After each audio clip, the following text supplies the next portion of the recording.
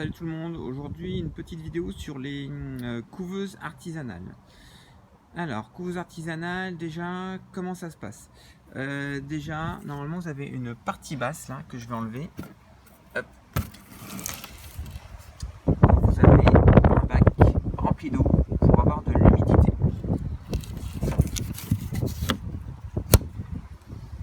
Après, à l'intérieur, vous voyez, j'ai une grille au-dessus.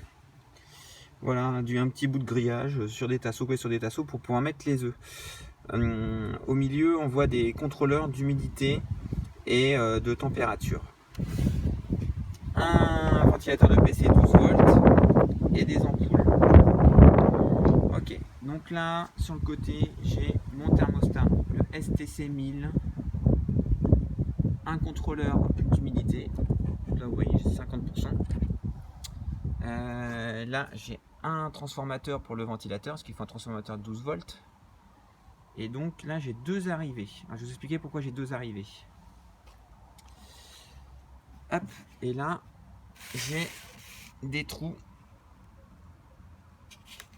que je peux fermer ou ouvrir pour l'entrée d'air à l'intérieur. Ici, un petit bout de carton pour noter quand est-ce que j'ai mis les œufs. Et sur le dessus, j'ai mis une vitre pour pouvoir voir ce qui se passe à l'intérieur.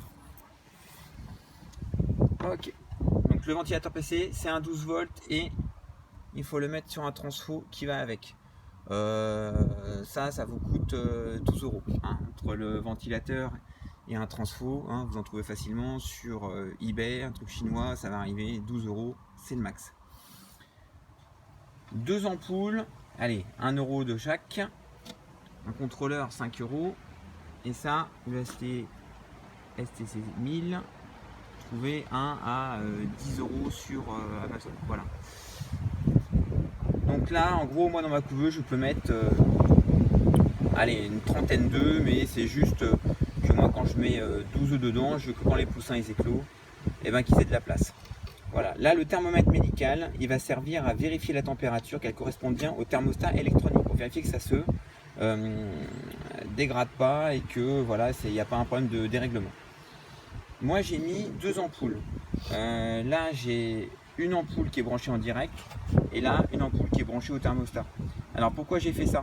Parce que ces ampoules-là, elles chauffent, mais ça peut arriver, ce qui m'est déjà arrivé malheureusement, c'est que elles cassent en plein milieu de la couvaison, donc ça pose problème. Donc là, j'ai la première ampoule qui chauffe à 30-32 degrés et l'autre qui va m'amener jusqu'à en gros 38 degrés. Hein, comme ça, si jamais il y a un problème, j'ai toujours une des deux ampoules qui marche et ça m'évite de perdre la tournée. Hop.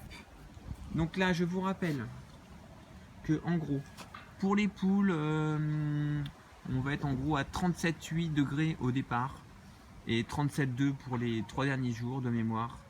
Voilà, pour les cailles, 38 degrés. Taux d'humidité, en gros, faut être 40-50% au départ et sur les derniers jours, 70-80%. Hein, ça, vous veillez bien que les poussins se forment bien et ont assez de poches d'air, ça en mirant les œufs. Voilà, et écoutez, j'espère que cette petite vidéo vous a plu. N'hésitez pas à vous abonner et à très bientôt pour des nouvelles vidéos.